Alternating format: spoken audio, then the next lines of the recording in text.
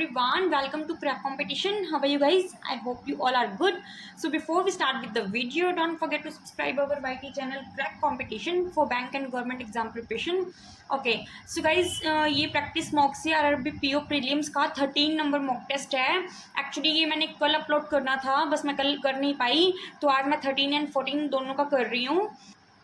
Yesterday I got 69 marks out of 80. This is the rank, guys. Percentile is 96.66 and accuracy is 100%. Okay.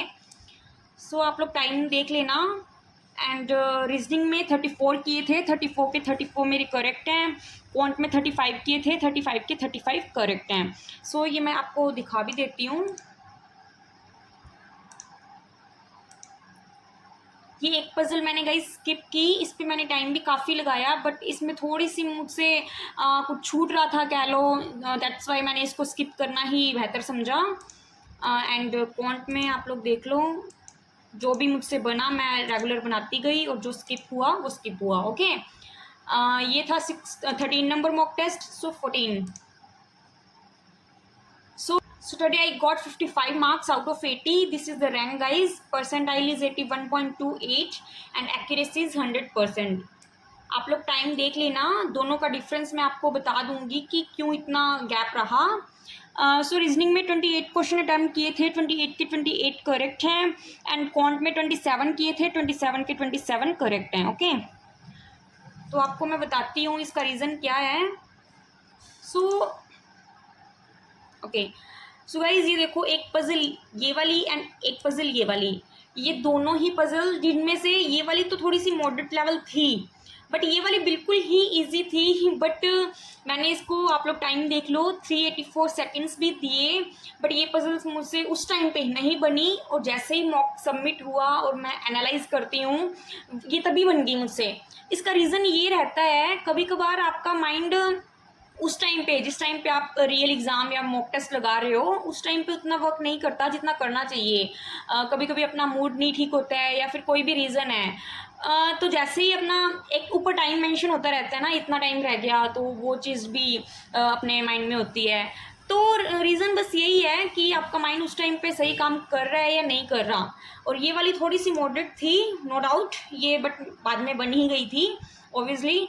Okay. और quant में फिर भी मैंने जितना मुझसे पॉसिबल हुआ मैंने किए, बट ज़्यादा कोशिश थी मेरी कि ये वाली पजल बन जाती है. टाइम देखो आप, इतना टाइम मैंने इस पे वेस्ट किया और इतना ही इस पे थोड़ा कम हुआ.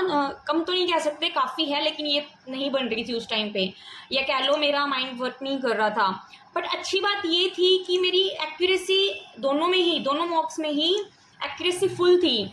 अगर मुझसे कम भी हुए हैं ना, तो मेरी अगर एक्यूरेसी है, तो रियल एग्ज़ाम की बात कर रही हूँ, आप एक्यूरेसी वहाँ पे मेंटेन रखो. चाहे कुछ क्वेश्चन कम कर लो, 60 की बजाय 55 बना लो, अगर एक्यूरेसी फुल रहेगी तो आपको एक्स्ट्रा में ही 4 to 5 मार्क्स मिल ही जाएंगे. ओके. बट अगर एक भी जहाँ रॉन्ग हुआ, मान लो रीजनिंग में एक क्वेश्चन रॉन्ग हुआ, तो आपको एक्यूरेसी का नहीं मिलेगा, उल्टा आपका एक क्वेश्चन रॉन्ग होने का 0.25 कट होगा.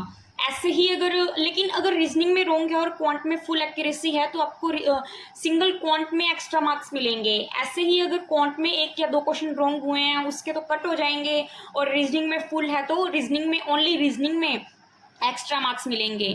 तो कोशिश ये रखो कि दोनों सब्जेक्ट्स में ही चाहे कम कर लो, लेकिन एक्यूरेसी फुल लो. ओके. तो बस यही था कि आज मेरा मूड थोड़ा ठीक नहीं था.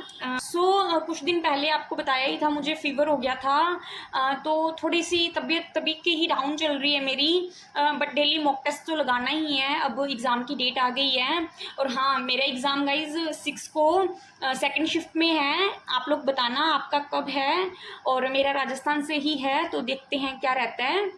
बाकी तो अभी डेली मॉक टेस्ट लगाने ही हैं, लगा ही रहे हैं. आपने देखा ही है, सबके मैंने स्कोर शेयर कर रखे हैं आपको. लाइन वाइज 1 to 14 हो गए हैं. बाकी के भी मैं कंप्लीट कर लूँगी मेरे एग्ज़ाम से पहले. ओके. सो अगर डेली के भी 2 लगाऊँ तो इसके तो हो ही जाएंगे, 7 ही हैं, और बाकी गाइडली के पड़े हैं मेरे पास, तो और 2022 के मैंने शेयर कर ही दिए थे, तो सफिशिएंट है प्रीलिम्स के लिए. डेली का अगर एक भी लगाऊँ तो भी सफिशिएंट है. ठीक है. अब डिपेंड करेगा उस दिन आपकी तबीयत कैसी रहेगी, उस दिन माइंड आपका कैसे वर्क करेगा, सब उसी चीज़ पे डिपेंड करता है. ओके. ओके, बाकी कुछ भी पूछना हो तो पूछ लेना। Thank you and all the best guys.